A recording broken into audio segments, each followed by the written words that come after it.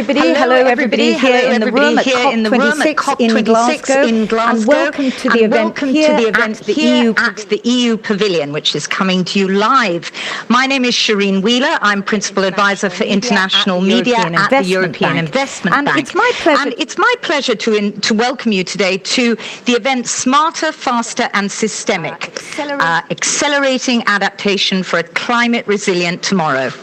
Now, we're joining you live from the EU Pavilion. Welcome to all of you joining online.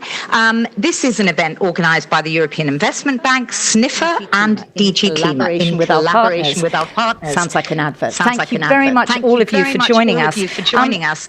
Let me just start by reminding, I don't think many of us need the reminder of what it was like this summer, this last year, the devastating floods, the wildfires, the record-breaking heat waves, all a tragic reminder of what is going on with climate change and the impact that it has both on human societies and also on nature. And that's why we're here today. Despite the strong humanitarian and economic case for adaptation and resilience, investment remains low and rolling out solutions is lagging behind. Well, today we're not just about reminding us of the tragic impacts of climate change, but talking about the solutions. We're bringing together leaders and practitioners to examine the barriers to climate change adaptation and the solutions to making adaptation faster, smarter and more systemic. And it's my honour to present to you the speakers in our high-level segment of this event. We're joined today by Executive Vice President Frans Timmermans at the European Commission. Nice to see you again. We also have President Werner Hoyer of the European Investment Bank. We hope to have in a moment, but she's very involved in the negotiations, so we do wish her luck on that. Eve Bazaiba, who is the Deputy Prime Minister, Minister of Environment and Sustainable Development at the Democratic Republic of Congo. We have Director General Florence Rabier of the European Centre for Medium Range Weather Forecast, with whom we've just signed a Memorandum of Understanding at the EIB. And we also have Dr. Verkooyen, who is the CEO of the Global Centre on Adaptation. We've also signed a memorandum as well. Very happy to see you, Minister. Nice to see you. Excellent. So welcome, Minister. We've just said that you've been involved in the negotiations. So great to see you, and we'll be hearing from you in a moment. I would first, though, like to turn to you, Executive Vice President Frans Timmermans. We've had earlier this year the EU's strategy on adaptation. I'd like to hear your perspective on ensuring smarter, faster and more systemic adaptation to climate change, if I may. We have to start with the acknowledgement that for many years those of us involved in climate policies would rather not engage too much on adaptation because it was sort of an admission of defeat. We'd rather talk about mitigation. If we would mitigate, we would need to adapt. But that ship has sailed. It is very clear to everyone now that adaptation and mitigation are two sides of the same coin. And if the weather we've been experiencing globally over the last couple of years, anything to navigate we have to acknowledge that adaptation will increase in urgency because the climate crisis is already upon us. What we can do is to prevent the world shooting through the 1.5 degrees level, but it will still be well over 1% as compared to pre-industrial levels, and that already leads to quite some challenges in terms of adaptation. Moussons lasting twice as long. Harvests becoming completely unpredictable, weather patterns change rapidly. The Prime Minister or the Minister of Korea telling me, Korea we only have two seasons left. We have summer and we have winter, nothing in between. I mean, these are phenomena humanity needs to cope with.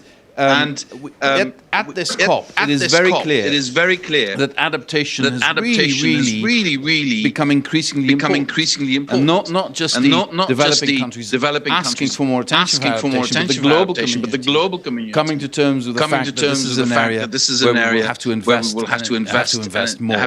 So very quickly coming to the point of why now and why this way. First of all, I have to pay tribute to Werner Hoyer and his leadership of the EIB. The EIB is a true climate bank now, and that's happened in less than 3 years. And that's in the financial sector, banking sector, that's a revolution. And I think Werner deserves a lot of credit for that. He and his colleagues have made that possible. And many were saying, it's going too fast, going too far, you'll weaken the bank. But if you look at the green bonds the EU has issued recently, oversigned so many times, it is clear you were ahead of a curve, but the curve is there. The financial community is going in that direction. So we really have to be grateful to the EIB for this. And I pledge to you, as I have said to Werner many times, I am your man in the European Commission, and I will work closely with you to make sure the EIB can play its role to the fullest. Why am I saying this? The problem is not the technology. It is out there. It needs to be developed further, but there's nothing that needs to be really invented. Things will move ahead. The problem is not the willingness of governments and international organizations to invest in this. That's not the problem. The problem is the speed with which this needs to happen. I think in climate policy, that is our biggest challenge. We need to be able to mobilize such massive amounts of money. We're talking about 100 billion here for adaptation and mitigation that was promised in Paris. That's nowhere near the needs that we will have in the years to come. So mobilizing public and private finance, where investment banks will have a crucial role in creating the right conditions for trust in the private sector, but also in making it possible for the blending of private and public money, et cetera, et cetera. And this will be highly necessary in adaptation. And adaptation needs to happen now. When we have successful adaptation investment, we will get more support from the public for climate policy. We can demonstrate to the broader public that it's actually working. And that will also drive people into having more optimism about their own futures. And that's what we need for us to make this transition as rapidly as we need to make it. Let me stop here. I've been speaking too long, but I'm very passionate about this. So I hope you will indulge me. Thank you. Well, we don't think you've been speaking too long. Thank you very much for those important words, Executive Vice President. And let me turn to you, President Hoyer from the European Investment Bank. Tell us why the EIB's new adaptation plan is so important, both for the bank, but also in the fight against climate change. Well, thank you very much for, can I hear me? Yes. Yes. Yeah. Thank you very much, Shirin, and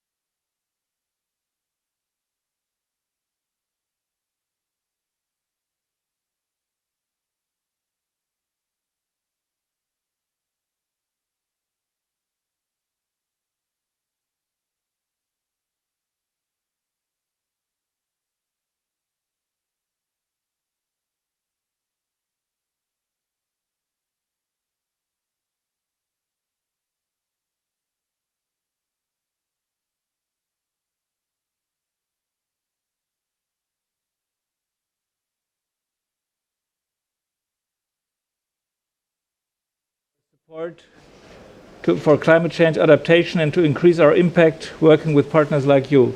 And this increase in our adaptation part is really significant, and that should not be underestimated. It is a serious departure from old thinking.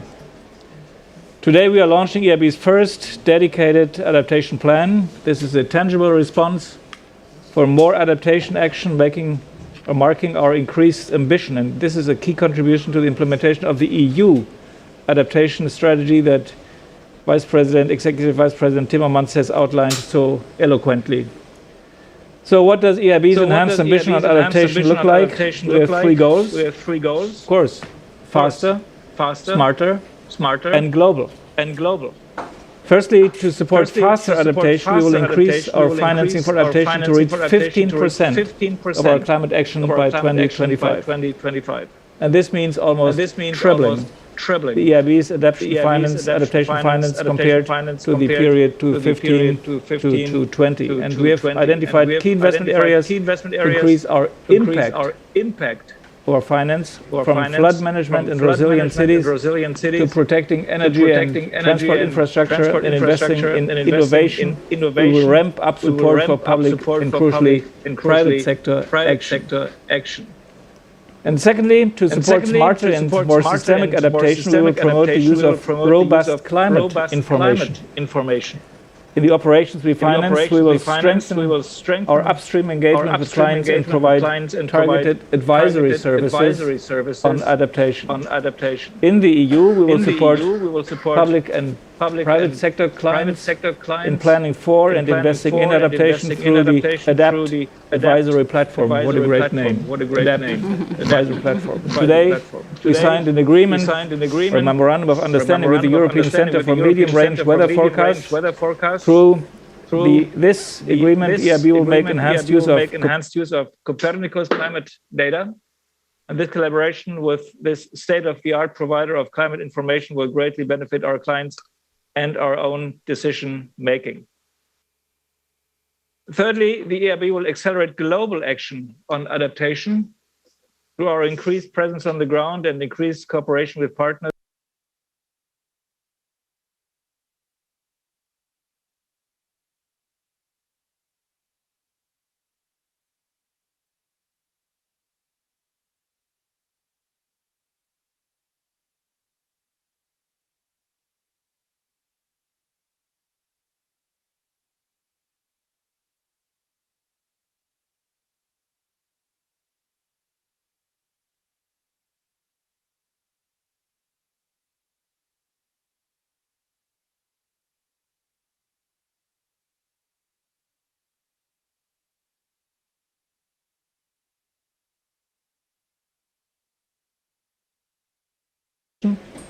A solutions broker with a global reach, we look forward to working with the GCA on financing adaptation solutions, including under the Africa Adaptation Acceleration Program. And everybody who has not been to Rotterdam yet to see the headquarters of the center should go there immediately. As we operate globally, we aim to provide tailored support to regions worldwide. EU's development work represents an investment bridge between EU policies and projects on the ground and responds to the growing demand for strategic cooperation between the world and Europe. So working closely with our friends in the European Commission, the European External Action Service, and the European Development Finance institutions, we are determined to show a strong European response to the global adaptation challenge. And we look forward to working with many of you to increase our joint impact. Thank you very much. Thank you very much, President Hoyer. Oh, well. And I know those of you watching online also will be looking forward to hearing in a year's time, when we all gather again at COP, how we're implementing that plan. Now, you said, President Hoyer, that of course the Democratic Republic of Congo is one of those countries uniquely on the front line, feeling the impacts of climate change. We're very happy to have you joining us, Vice Prime Minister Bazaiba of the DRC. Can you give us a perspective, please? And I know you're going to speak in French, so those who want to put their headphones on can do so. To what extent are you preparing and how are you prioritizing for a climate resilient future? Merci beaucoup. Je voudrais d'abord, au nom Thank you de very mon much. pays, I would like, on la behalf République of my démocratique du country, Congo, the féliciter Democratic Republic of Congo, congratulate the European Union on its initiative. And we welcome it, and let me reiterate the cooperation we would like to continue, since it's been going on with the EU for several years now in various domains, various sectors. Now we are trying to move into a new dimension because we have the climate at stake. The challenges for the Democratic Republic of Congo have come to COP 26 as the country seeking a solution based on nature to try potentiel and forestier que nous avons qui est capable de séquestrer les pollutions émises à cause de l'industrialisation nous renvoie à une responsabilité de nous prendre en charge. Premièrement, lorsque nous parlons de l'adaptation, we would like to promote adaptation. It sounds like a very intellectual, highfalutin word, but in reality, adaptation for us in Africa signifies quite simply changing our habits. C'est-à-dire, nous sommes habitués à procéder à la culture itinérante sur brûlure. Nous mettons du feu, nous coupons les arbres pour cultiver parce que nous devons manger. La forêt, c'est ça notre... And that is how we survive in the forests. We have to cut our trees, we have to burn them, we have to plant maize and manioc, etc. Now we have to adapt ourselves to the new situation on the climate and change our habits. Nous avons donc besoin d'une agriculture désormais industrialisée, mécanisée, qui ne peut pas mettre du feu pour ne plus être des émetteurs de dioxyde de carbone et protéger les forêts. Pour ce faire, nous avons des priorités, par exemple, dans le domaine de l'énergie. So to do this, we have priorities in the energy sector. The strategy, the absolute best strategy for preserving forests and managing them sustainably is not to use them as firewood for our cooking, for our small and medium-sized enterprise. We need access to electricity. And to do this, the DRC is making huge investments in hydraulics to Nous avons aussi le soleil qui nous passe par-dessus la tête. Donc, nous sommes un réservoir aussi de la possibilité de l'énergie photovoltaïque. Vous devez savoir que dans mon pays, seuls 14% des Congolais aujourd'hui ont accès à l'électricité. Donc, nous devons ensemble demander à ce que les fonds... we need to ask for funds to be made available to fight against this and be put to use in our country, made available to our country to develop electricity, because 50 or 60 or 70% of Congolese c'est tout à fait logique que nous allons plus mettre logically then we'll be able to relieve pressure on the forests. Il y a un autre point, je vous ai parlé de l'agriculture, je vous ai parlé de l'énergie, mais il y a d'autres priorités aussi dans notre pays. There are other priorities also in our country. If l'objectif d'atténuation de la température planétaire à 1,5 degré, planetary temperature, you're going to need to change. Vous avez besoin des ressources premières. Low pollutant industries, and you need the raw materials to do that, and those minerals, those raw materials are in the Democratic Republic of Congo: lithium, cobalt, and for IT and communications. C'est pourquoi, cotton. Pour que la République démocratique du Congo participe aussi à la transition écologique, nous avons levé des mesures de sorte que ces ressources ne seront plus à exporter brutes. Vous allez venir avec l'expertise, avec la You come in with your expertise and your technology, and we can work together with you, because we are the ones with the resources, the ones with the raw materials. We use them, we transform them, process them locally. We give them added value locally. D'accéder aussi facilement à la transition écologique. Parce qu'il ne suffit pas qu'au nord, on puisse décider en 2022 ne plus avoir de voitures qui polluent, mais que ces voitures polluantes, on les renvoie en Afrique pour qu'on sent out to Africa. Well, then you're just removing the pollution from one place and moving it to another place. That's not going to help, ecologically speaking. If you want to make a difference, then energy has to be consumed locally, and we need low-priced access to it.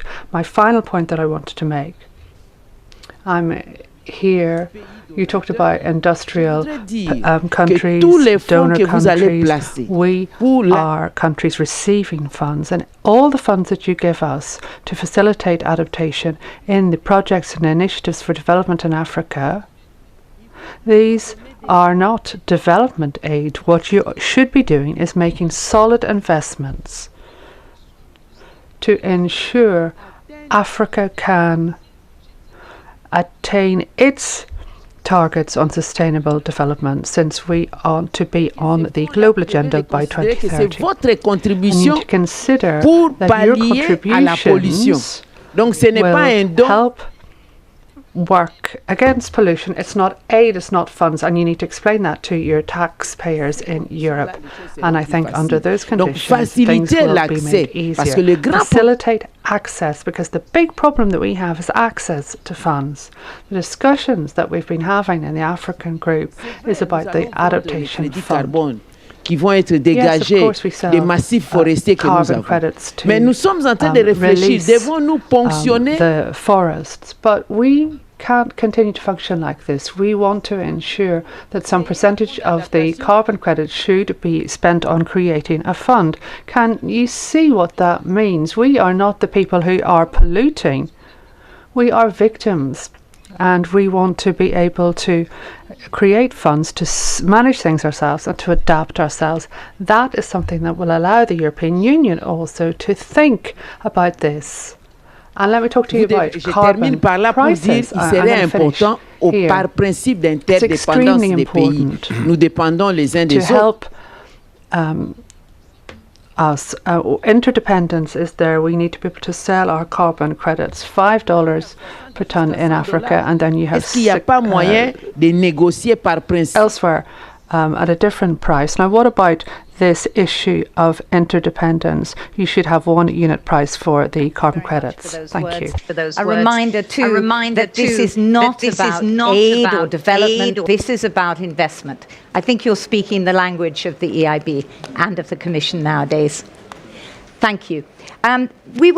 Let's just get back to some of the solutions. And one of the very much the enabling investments, I think we call them, is the investment in climatic analysis and analytics. And we've heard that we've signed an agreement today with the European Centre for Medium Range Weather Forecasts. I'd like to ask you, Florence Rabier, can you tell us how your organisation and the Copernicus programmes are supporting smarter adaptation and how you'll be working with the EIB under our new partnership? Thank you, Mr. Timmermans. Thank you very much. Yes, dear guests and attendees from all over the world, maybe watching online. So what we are responsible at ECMWF for the EU's Copernicus climate change and atmospheric composition services. And these services have the sole aim of enabling take-up of the valuable Earth observations data for better decision, and particularly when it comes to climate change and risk mitigation.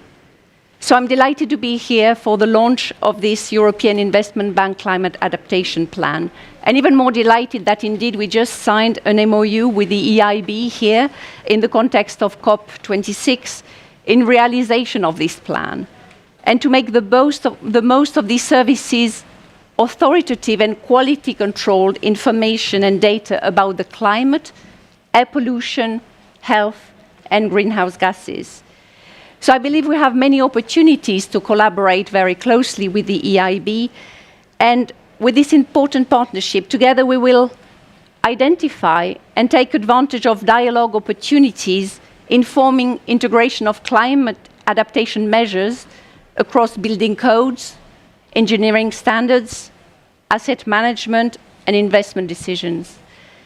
We will provide as well quality assessment relevant to the EIB's operations, and we will co-create indicators that can help assess and monitor climate impacts at project or investment portfolio level. And finally, not least, we will give training and guidance for the use of Copernicus data and information that can clearly illustrate the impact of climate and environment change in sectors ranging from water and flood management, energy and urban developments, to disaster risk reduction, agriculture and forestry. So with this, EIB specialists and also EIB's clients will have the tools and the expertise they require to extract maximum benefit from this Copernicus data. And we will have a partner who is really committed to making a difference, embedding the use of Copernicus data funded by the European Union to ensure that financial decision-making is well-informed when it comes to climate and mitigating and adapting to climate change. So I trust that our scientists and your specialists, your experts in finance and investment, will do great things together to create the maximum impact for climate good, in line with the vision and ambition of the European Green Deal and the European Union's smarter adaptation targets. So with this, I will close this. Thank you. Thank you very much, Dr. Rabier. So important to be based on the science, and that is a huge contribution. I'm very happy now to ask you, Patrick Vercoyen, who's been sitting there very patiently, but I want to say that the GCA, the Global Centre of Adaptation, we've just signed an MOU with you as well today.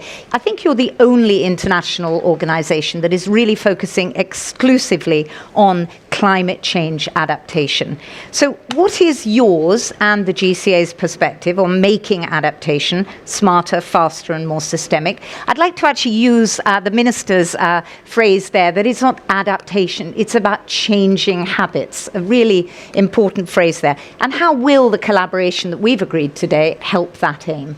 Well, thank you so much for your kind introduction indeed. Let me first, Werner, congratulate you and your team by not only being a climate bank, but now also a climate adaptation bank. I mean, tripling your climate finance on adaptation in such a short period is extraordinarily important, and it's really a testimony to your leadership, and obviously also to the leadership of Ambras in this field. So that's one. Secondly, also congratulations, not just being an adaptation bank in Europe, but also with your reach globally. I think it's extremely important to acknowledge sort of the reach EIB has in this domain, because as you said in the beginning in your framing remarks, yes, we're all living in the eye of the storm of the climate crisis, which is true. But what the Vice Premier reminded us, nowhere is that more true than in Africa. So what we have been doing as Global Centre on Adaptation, 2 weeks ago I was in Nairobi, we launched our State and Trends on Adaptation in Africa report together with President Kenyatta of Kenya. The report, 600 pages, deep analytics, has a very simple proposition. One, yes, obviously, Africa is mainly a victim to this climate emergency. Less than 3% is contributed from the African continent. So there is a moral injustice in the system which needs to be rectified. But at the same time, as the report indicated, there is a strong economic case to invest in adaptation. You referenced it in your report, President Hoyer, you also indicated that, and it's clearly articulated throughout your action plan, so congratulations for that. But the reality is, finance is not flowing enough. In our analysis, when we came into Glasgow, we analyzed 40 African NDCs, NAPs, country plans in terms of what are the adaptation needs, finance needs for the African continent. Well, the overall number, sort of grosso modo, is $33 billion a year. Okay, how much is flowing now annually? $6 billion. So you see a massive delta which needs to be addressed. Hence, finance is key. 6 years ago, we're now in Glasgow. Most of us here, seeing also some friends here in the audience, most of us here were also in Paris. 6 years ago in Paris, world leaders agreed to the Africa Adaptation Initiative, AAI. It was Africa's plan on adaptation. 6 years later, how much has been mobilized for AAI? Zero. So what happened under the leadership, Madam Vice Premier, of your president, African leaders came together last April. And they said, okay, if AAI, the vision on adaptation on the continent, is not doing the trick, we will go into Glasgow with a plan, a master plan, which you already referenced, Mr. President, the Africa Adaptation Acceleration Program, AAAP. So you asked me about what are we going to do together. I think our critical contribution to the adaptation agenda is not only in Europe, it is particularly in Africa. So what is the AAAP? The AAAP just has a very simple headline: mobilizing $25 billion over 5 years. Half of which is already there, 12.5. Where is it coming from? From the African Development Bank. So those $12.5 billion are already mobilized, i.e. there is a delta of $12.5 billion. That's why I think the collaboration with EIB, World Bank, other partners is so critical to help mobilize these resources. Last week, we had another gathering with all African leaders, heads of states and government, Canada, the US, Norway, Sweden, the Netherlands, coming revolving around this AAAP. They agreed there are 4 pillars. 1, digital solutions for food security. 2, resilience infrastructure. 3, building jobs for the youth constituency. And 4, finance. Is exactly what the action plan of EIB is speaking about. It's a mirror image. So in that sense, I think it's vitally important that going forward, there is this sort of very operational collaboration. We just signed the MOU, yes. President Hoyer. And when you were signing, during the signing itself, you said, let's get to work. Let's get to work, which is precisely the right approach. Okay, that is a good place to Indeed. Stop. And thank you so much, because we are in Africa next year, all of us. So let's take stock then, and let's perhaps take that opportunity, I hope, to actually have some more good news. It's good news today, but it isn't actually the action yet that we need. Thank you so much, all of you, for joining this panel. I know that Frans Timmermans had to run away, but we can say thank you to his people, send our thanks. Thanks to all of you joining us. Now, we are going to stay. Don't go away, those of you who are in the room and online. We're going to be hearing in a moment from our great practitioners. They're going to include my own colleague, Cinzia Loseno, who is the adaptation expert for the EIB, but also we're going to be hearing from Glasgow City Region, the City of Gothenburg, and the European Environment Agency. While we make a quick switch on stage and do a little bit of cleaning, we're going to look at a film which will tell you a little bit about what Team Europe is actually doing in Mozambique in terms of the post-cyclone recovery and community resilience to climate change in Mozambique. So don't go away. Thank you, though, from me and the panel here. See you very soon. Thank you. Ciclone Idai destruiu-nos todo o bairro que não tinha casas. Deixou mesmo tudo vazio, que estava de pé. Veio com muita força, tiraram as chapas, tentamos fugir do lado para o outro, não foi possível. Passamos toda a noite assim, a mamãe aí com as crianças, até amanhecer. O impacto foi muito negativo. Tivemos a destruição parcial do teto, nos blocos de enfermarias, a unidade sanitária. Que este fenómeno das mudanças climáticas é relativamente recente e muitas dessas infraestruturas, algumas foram construídas ainda no tempo colonial e outras depois da independência. E, portanto, essas mudanças climáticas aparecem com uma grande intensidade e uma grande frequência que era difícil prever anteriormente. Nós, num primeiro tempo, proporcionámos uma ajuda humanitária e de salvação e depois começámos uma resposta mais a meio e a longo prazo. Este projeto do BEI é uma combinação, digamos, entre um subsídio dado pela Comissão Europeia e um empréstimo que é concedido em termos bastante concessionais e que se vai focar as águas e saneamento.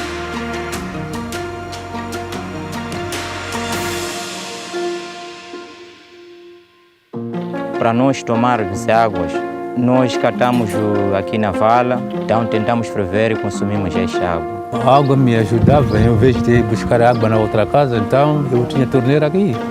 Não estamos a usar mais a rede FIPAG porque o fornecimento é exíguo. O período de fornecimento de água não corresponde com as nossas atividades. Toda esta ação de investimento em infraestrutura é feita num espírito de building back better, ou seja, reconstruir melhor, de forma a que as infraestruturas que são objeto deste projeto possam ser mais resilientes a futuros desastres naturais que possam acontecer aqui. A nossa recuperação tem que ser urgente, resiliente e abrangente. Não só na ação que nós temos agora com o BEI, mas em todos os programas de cooperação que temos com os nossos parceiros, no sentido de evitar desastres maiores.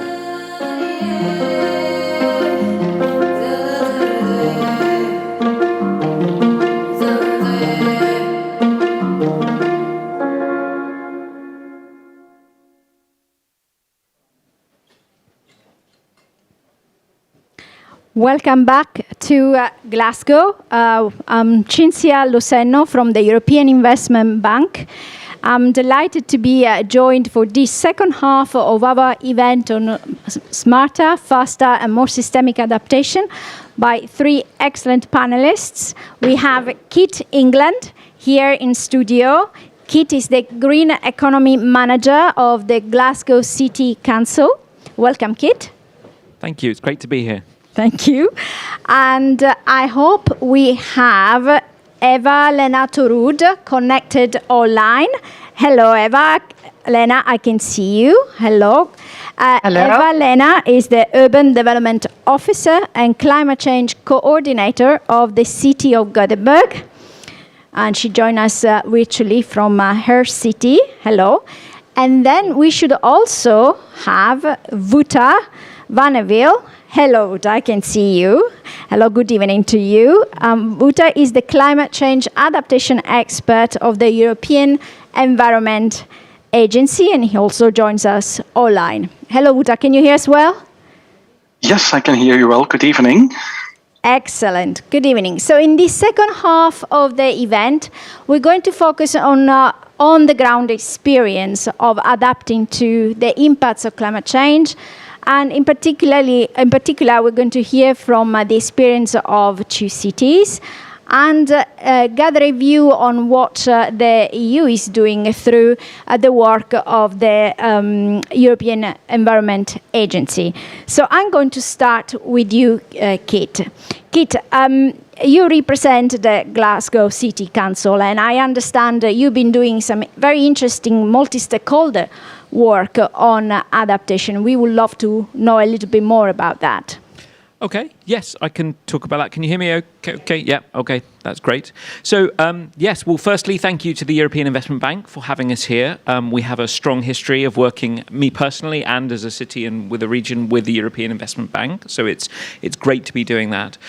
So I work for Glasgow City Council now, but actually I've worked with an excellent sustainability charity, Sniffer, who has helped co-organise the event this evening, who have been leading the Glasgow City region work on adaptation and resilience through the initiative Climate Ready Clyde, which is a partnership of 15 different organisations, which includes Glasgow City Council, but the wider region of Glasgow, the local authorities there, who are collaborating to help Glasgow City region flourish in its future climate.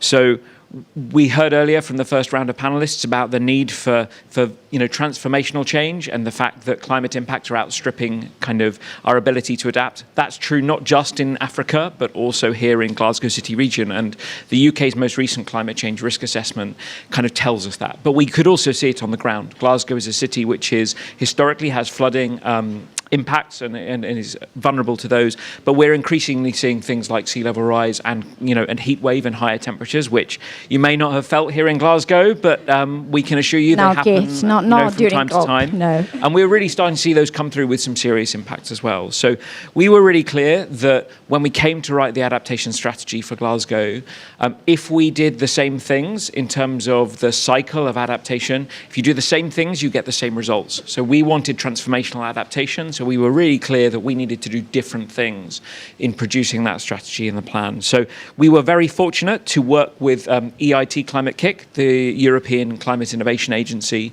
on a systemic approach to transformational adaptation and trying to write one of the kind of Europe's first transformational adaptation strategies. So Sniffer partnered with the climate change economist firm Paul Watkins Associates, but also the creative and arts charity here in Scotland, Creative Negative Carbon Scotland. And we worked together to develop Glasgow City Region's first adaptation strategy and action plan on behalf of the city region. And it was really interesting because alongside the incremental approach to adaptation planning, where we looked at the climate change risks and opportunities and assessed the economics of those, we also undertook a range of different approaches with innovation and experimentation to change the enabling conditions for adaptation and look at the more systemic approaches that could be used to design responses. So alongside our risk and opportunity assessment, we designed a theory of change which set out the kind of vision for how Glasgow City Region would flourish in a future climate and what were the enabling conditions, what the steps needed to get us there. We also assessed the political economy of adaptation in Glasgow City Region with our partners E3G, the political economy firm. We also looked at the resourcing of adaptation alongside the development of the strategy and plans. We developed a resource mobilization plan thinking about how do we mobilize and best target public and private finance for adaptation.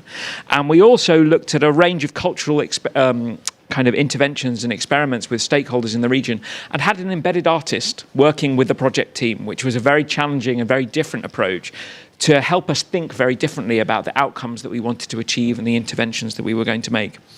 And finally, we worked with the IT Climate Kick on their systems innovation process, mapping the political, economic, governance, finance and cultural systems and identifying points of intervention, levers we thought that we could have transformational change in a very different way to if we just looked at our risks and opportunities. So our strategy has a range of different interventions which span incremental to transformational adaptation and go from just looking at adaptation to thinking about the synergies and trade-offs with mitigation to the wider links with sustainable development. And we have these 14 flagship actions which are really collaborative and can only be delivered in partnership with lots of different actors in the city region. That process involved 140 different organisations, as well as thousands of different citizens here in the city region.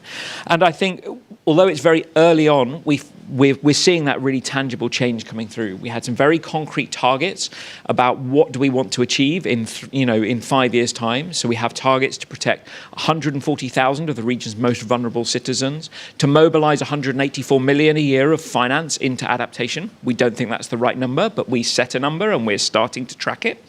And then the other point was around inclusion and involving many, many more actors and organisations in how we deliver adaptation. So that process is driving, for the first time, I think, a change in a response that is proportionate to the scale of risk that we see increasing. So how really starting to look at systemic, adaptation at the scale and pace that we need to see. But I think the learning from that process was that actually we need to be open to experimentation and to doing things very differently and being prepared to fail, to be completely honest. Not being clear that actually the actions that we take will get us there, but constantly reflecting and learning and changing direction as we go to make sure we get to the outcomes that we need to see. So that's a very quick overview of the work that we did. There's a huge amount to unpack in there, but I hope it's a useful summary. What a wonderful experience, Kit, that you described. Sounds like you brought together several stakeholders and mixed with economics, planning and strategy and art. That's certainly a unique strategy. We'll look into it a little bit more in a minute.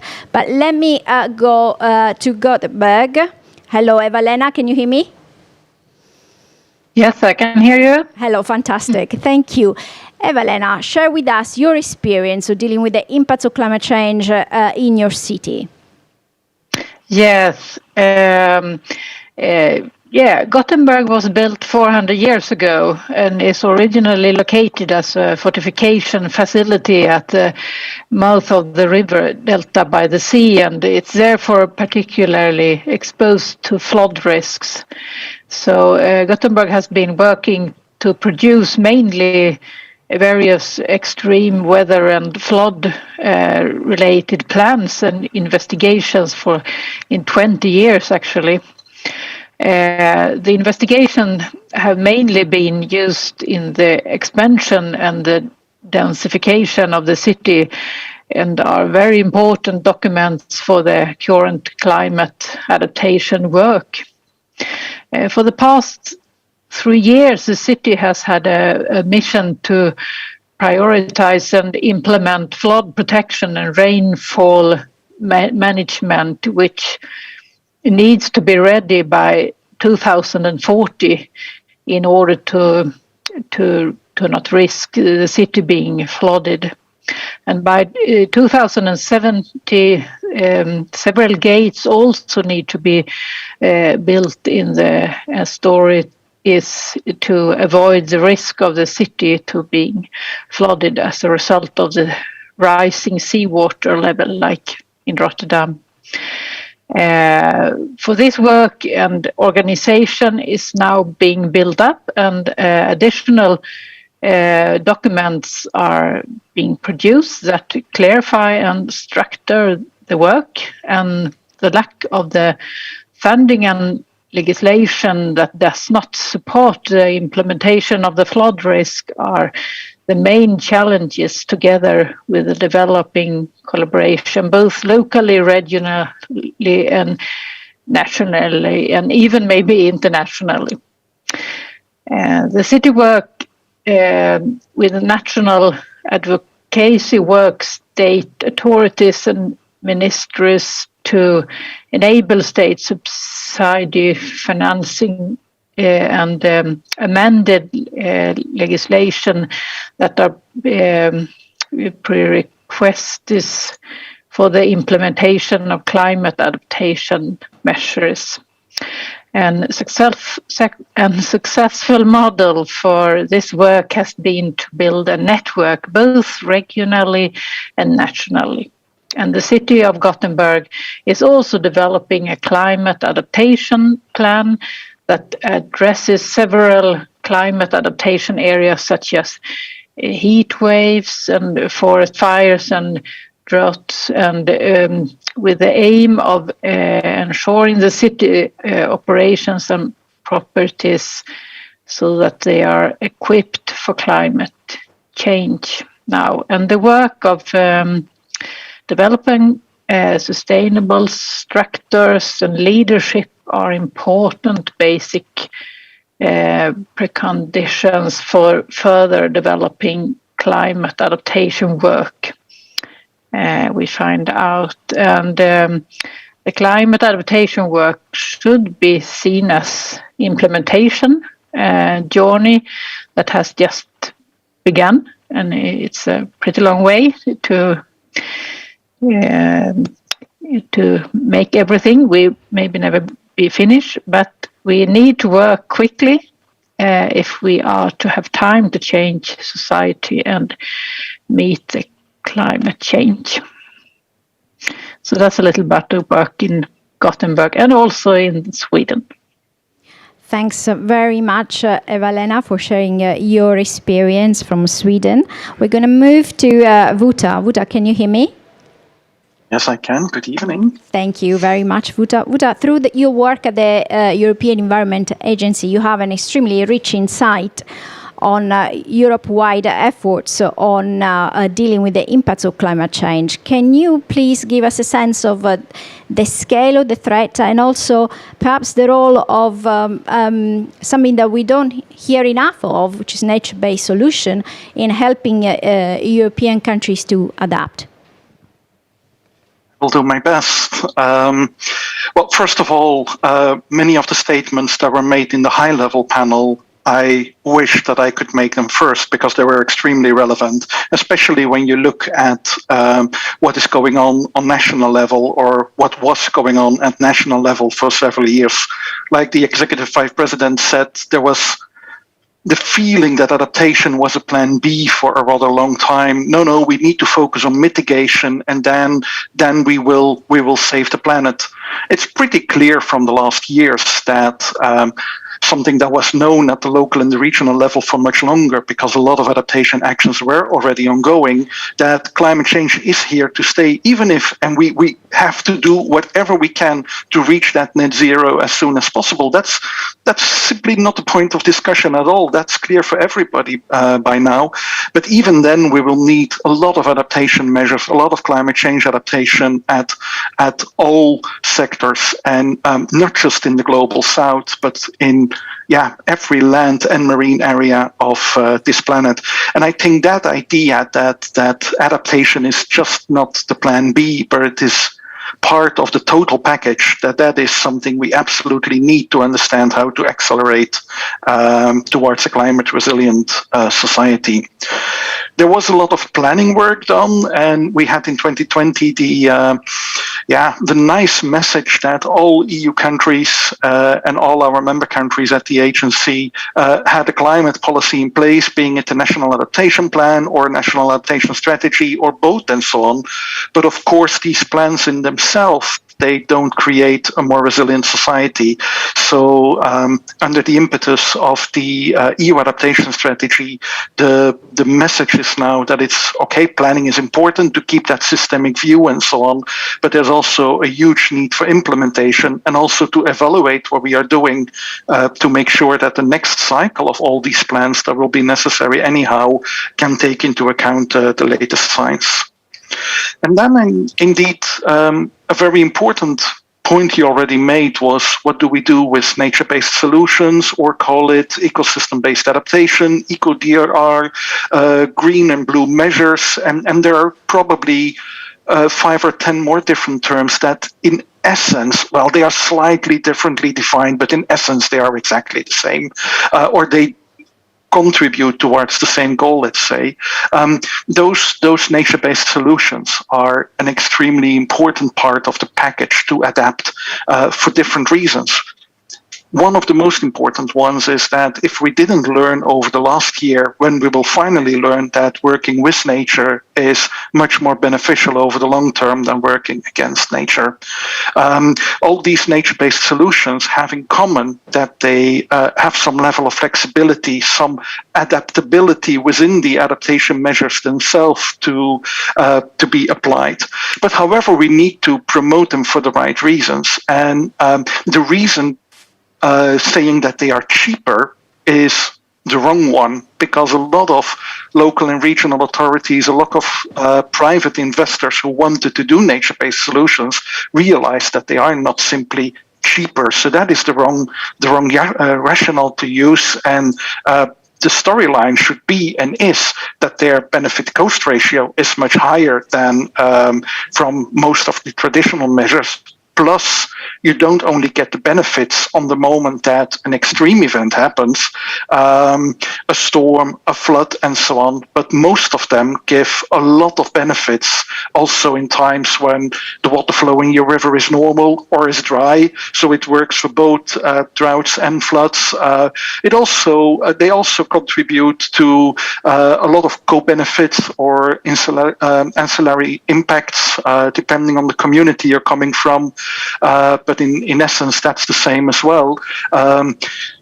They contribute also when there's no heat wave in a city, the trees and so on have a benefit. So that message is pretty important. And what the role of countries is, well, it's of course always context dependent, and there are as many different models as there are countries on this planet. But for sure, having, for example, in all the adaptation plans, we see agriculture is an important sector. Just to give one example, the question is then, is adaptation also in all these agriculture policies? And the work is not done by having a national adaptation policy, but as a state, you now also should work further and make sure that you cannot do this alone. You mainstream and make sure that your adaptation, your transport, your land use planning, whatever policy you mention in your adaptation plan also provides the right incentives so that everybody, being it national, being it regional, being it local, being it private, it doesn't matter, but that everybody can do the right investments and the right measures at their scale as well. Thanks very much, Wouter. What a wonderful overview of what's going on in Europe and what else we need to do in Europe to be better prepared for the impacts of climate change. And indeed, the role of nature-based solution is key, and we've seen some examples also in the EIB in the context of our financing for cities. I understand we don't have much time left. I'm getting all yes, thank you, all signs about how many minutes we got left. So before we close, I'd like to go back to all of you panelists and ask you one final question, and please don't take more than a minute in answering. Kit and Evelena and Wouter, I'd like to ask you, please tell us what has been the key challenge in Glasgow, in Gothenburg, and Wouter, for you, I guess, for Europe, in adapting to climate change. I think the key challenge for us is about breaking out of the thinking that we can't do differently. So the whole direction that we took as a city region to become to take a transformational approach to adaptation started with a decision that what we were doing as the current was not good enough. And I think that is the biggest challenge we're going to face over the next decade, is actually we know what the solutions are. We have the evidence, we have the knowledge. What we need is the willingness to take the next step and to say, actually, we have to step up our ambition. We don't know how to get there. We're going to work it out. They never got to the moon they would have never got to the moon if they said, well, we don't know how to do it now. So. Wonderful. Thank you. Thank you, Kate. And Eva-Lena, what has been the main challenge for Gothenburg? Very quickly, please. The financing, because we don't have anything at all to start with. The coordination, not only local, also regional and national, and the legislation that doesn't support the climate adaptation that we need to do. So finance and legislation and regulation to indeed stimulate adaptation solutions. Yes. Thank you very much, Eva-Lena. And then back to you, Wouter. What's the key challenge that Europe faces in adapting to climate change from where you stand at the European Environment Agency? I think there are really many, so I just pick one randomly.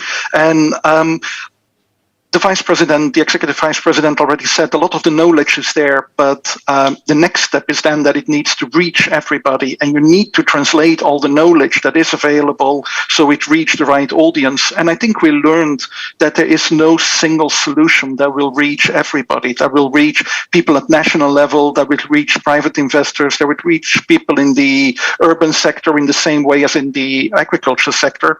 So I think you know me well enough that this is not just a politeness phrase, but there is room for a platform like Climate Adapt that is truly evolving and translating the Copernicus indicators into useful indicators for different sectors.